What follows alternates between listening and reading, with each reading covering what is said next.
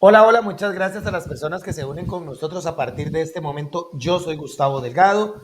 Hoy, como siempre, estamos hablando de pensiones en este espacio que se llama así le pusimos, Hablemos de Pensiones. Y tenemos como invitado a don Oslian Mora, quien es el director de la Junta Administradora del Fondo de Jubilaciones y Pensiones del Poder Judicial. Nos vamos a referir al proyecto de ley mismo patrón, igual contribución. Ya en otro momento hemos invitado a don Oslen para que se refiera a este proyecto en específico, pero ahorita queremos centrarnos o hacer la conversación un poco más específica alrededor de cómo afectaría eventualmente la aprobación de este proyecto de ley para lo que son los regímenes básicos. Recordemos que hay varios regímenes básicos, digamos, el primero es el de la caja, que podemos mencionar, conocido también como el régimen de invalidez, vejez y muerte. Para el magisterio hay un régimen básico y para también el Poder Judicial hay otro. Todos son regímenes básicos, ¿verdad?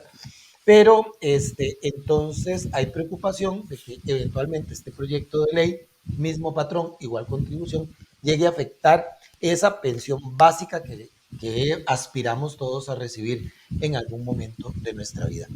Básicamente, lo que propone el proyecto en términos muy generales es que las contribuciones que lleva a cabo el Estado, tanto al Poder Judicial como al Magisterio, como la propia Caja Costarricense del Seguro Social, se estandarice y a todos estos fondos, a estos tres fondos, se le haga un envío de un 5.75%. Esto ha despertado preocupación debido a que precisamente los, eh, los fondos son diferentes en sí y quisiera entonces, bueno, en primer lugar recibir a Oslen, darle la bienvenida, ¿cómo le va? Muy bien, don Gustavo, mucho gusto. Encantado para servirle. Aquí estamos en lo que podamos ayudarle. Muy amable, muchísimas gracias. Y consultarle a don Oslen, bueno, ustedes han revisado el proyecto evidentemente y cuál es la primera impresión que se llevan alrededor de eso. Bueno, hay varias impresiones que nos da este proyecto, en particular el hecho de que no se justifique técnicamente, digamos, el nivel al cual buscan anclar la contribución patronal, dado que establece un 5,75 para la JUPEMA y para el Fondo del Poder Judicial, pero no delimita de ninguna forma que este porcentaje varíe para el régimen del IBM. Entonces, la premisa que busca supuestamente el proyecto se rompe fácilmente. A partir del año 2029, la Junta Directiva de la Caja Costarricense de Seguro Social podría incrementar el aporte patronal y dejar rezagados a los otros regímenes básicos. Entonces, esa premisa es lo primero que llama la atención de este proyecto. El Muy bien. proyecto no va orientado a hacer un enlace en ese nivel, sino simplemente se quedaron JUPEMA y el Poder Judicial en un 5,75. No se justifica técnicamente por qué un 5,75, por qué no un 6, por qué no un 7, por qué no otro nivel. Simple y sencillamente fue un porcentaje que nace de un acuerdo de la Junta Directiva de la Caja Costarricense que se tomó hace años y que se establece que de aquí al 2029 ese va a ser el nivel en el cual el aporte patronal se va a ubicar, pero lo cierto del caso es que eso no es necesariamente el nivel que a estos regímenes corresponde.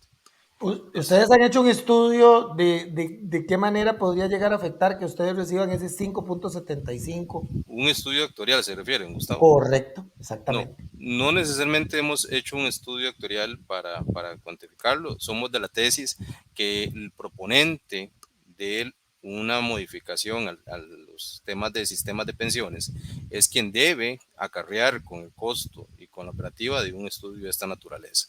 Lo cierto del caso es que digamos, el proponente de este proyecto no lo presentó, no realizó ningún estudio actuarial al respecto. En el camino se ha presentado un informe actuarial por parte de la Superintendencia de Pensiones que lo que hizo básicamente es tomar insumos de los estudios actuariales normativos que JUPEMA y el Fondo de Jubilaciones presentan y basarse en ellos para tener conclusiones que en ese estudio no sé de dónde las sacan. Lo Sí, cierto, sí, el cierto caso es que a nosotros nos exigen hacer un estudio que todos los elementos para cumplir con la totalidad de lo que pide la superintendencia son más de 60 páginas. Ellos en 10 páginas resumen la afectación de este proyecto a dos regímenes básicos de pensiones. Entonces, sentimos que es desproporcionado ese nivel y no aporta mayores elementos en los anexos de este estudio que practica la superintendencia. ¿Tendrán técnicamente su justificación? No lo sé. Lo cierto del caso es que no se puede ver en ese documento. Quisiera que le contáramos a la gente en estos momentos, digamos, con las reglas que tenemos en la actualidad, cuál es el estado del Fondo de Jubilaciones y Pensiones del Poder Judicial. Claro. Bueno, el régimen del Fondo de Jubilaciones y Pensiones del Poder Judicial es un régimen básico, como usted bien señalaba al principio, que es sustituto al régimen del IBM. Es de adscripción obligatoria para todos los funcionarios que trabajan en el Poder Judicial y desde su génesis, desde su creación, tanto por el legislador original como por los legisladores constituyentes, fue pensado para que coadyuve a la independencia del Poder Judicial. Entonces es importante que eso lo recordemos. No es porque sí, esto nace porque se procuró desde sus principios que esto permita a los juzgadores, a los jueces, a los fiscales, etcétera, que puedan tener garantía y tranquilidad de que su futuro y el de sus familias no dependen de los políticos de turno.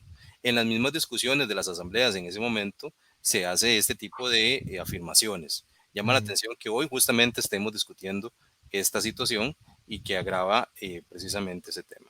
Bueno, este régimen es el más longevo del país, tiene en este momento 84 años, es anterior al régimen de Jupema y anterior al régimen del IBM, Wow. esto tenemos que tomarlo en consideración, y durante muchos años pues tuvo desajustes desde el punto de vista actuarial que fueron rectificados de golpe, diría yo, en el periodo 2018 con la reforma de la ley 9544. Básicamente este régimen pasó de un déficit actuarial de 6 punto algo de billones de colones a menos de 0.6 billones de colones. Eh, y aquí, Gustavo, perdón, me tengo que desviar un segundo. Claro. Es importante hacer otra aclaración. Existen tres tipos de metodologías mediante las cuales se mide la salud financiera de un régimen jubilatorio: población abierta, población cerrada y de beneficios devengados. ¿Ok? Población abierta básicamente es cuando una persona se jubila, renuncia, es despedida, se sustituye con una nueva persona para que siga aportando al régimen. Población cerrada implicaría que esa persona que se retira no es sustituida. Es básicamente si hubiese un cierre del fondo o si hubiese un cierre del Poder Judicial, cosa que pareciera en un sistema democrático como el nuestro imposible de concebir. Y beneficios de vengados, que básicamente lo que hace es tratar de estimar cuánto sería la proporción que las personas que hemos cotizado al régimen pues tenemos hasta la fecha. Entonces estas tres metodologías son, en palabras sencillas, como medir distancias mediante kilómetros, mediante millas o mediante millas náuticas. Son medidas, pero no todas son iguales. 100 millas no son lo mismo que 100 kilómetros. Bueno, de esa forma sucede con los estudios actuariales. Históricamente se utilizaba únicamente la medición a población abierta. Lo cierto del caso es que la normativa actualmente nos obliga a medirnos con población cerrada. Vuelvo, repito, algo que para nuestros conceptos es ilógico, es erróneo, pero que así lo exige la normativa. Mientras que el IBM solo se le exige población abierta, a nosotros los sustitutos nos exigen población cerrada. Y dependiendo de con cuál instrumento nos midamos, así los resultados cambian. Entonces, para hacerlo un poco más comparativo, vamos a utilizar población abierta. Población abierta, en este caso, para el régimen del Fondo de Jubilaciones, nos estaba otorgando básicamente un resultado de 0.3 billones de colones de déficit y una nota de solvencia de un 92%. Estamos hablando de 92 de 100. Es un régimen que, si bien es cierto, no es solvente y no está equilibrado en este momento, está muy próximo a realizarlo. Estamos hablando de 92 de 100. Queremos que se saquen un 100, perfecto, pero un 92 no es una mala nota. Y han vendido durante mucho tiempo de que eso es un síntoma de quiebra o cosa por el estilo. Lo cierto del caso es que no. Como referencia, nada más como referencia, El régimen del IBM, en el último estudio actuarial practicado en el año 2018, se sacó una nota de un 48% sobre 100. El régimen del Fondo de Jubilaciones está sacando 92.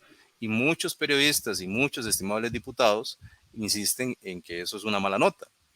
Entonces yo sinceramente creo que hay que saber con cuál instrumento estamos midiendo para hacer esas comparaciones. Igual las características de cada régimen son distintas. Aquí se aporta 3, 4 veces más que al régimen del IBM y se esperaría que justamente sea para un beneficio distinto. No es lo mismo aportar para el régimen del Fondo de Jubilaciones que para el régimen del IBM, como lo es tampoco aportar para el régimen de JUPEM. Creo que ahí hay que saber distinguir porque las naturalezas, características y composición de cada régimen son distintas. Totalmente de acuerdo, don Oslian, y creo que ese ha sido uno de los errores, tal vez básico, siguiendo con esa palabra, de la presentación del proyecto, y es no saber diferenciar, obviamente carece de estudios técnicos, como usted lo dice, pero tampoco no ha entendido que cada régimen podrá ser básico, pero mantiene diferencias entre sí. Cada uno tiene sus particularidades.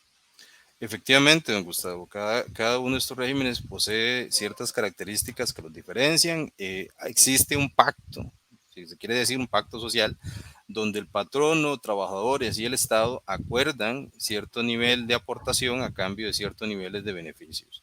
Lo cierto del caso es que este pacto, que históricamente ha existido con el régimen del Fondo de Jubilaciones del Poder Judicial, ha pues sacrificado a la clase trabajadora durante toda su vida y le ha dicho aporte usted más que el resto de los costarricenses, aporte de su bolsillo una aportación distinta y yo, patrono, haré lo correspondiente.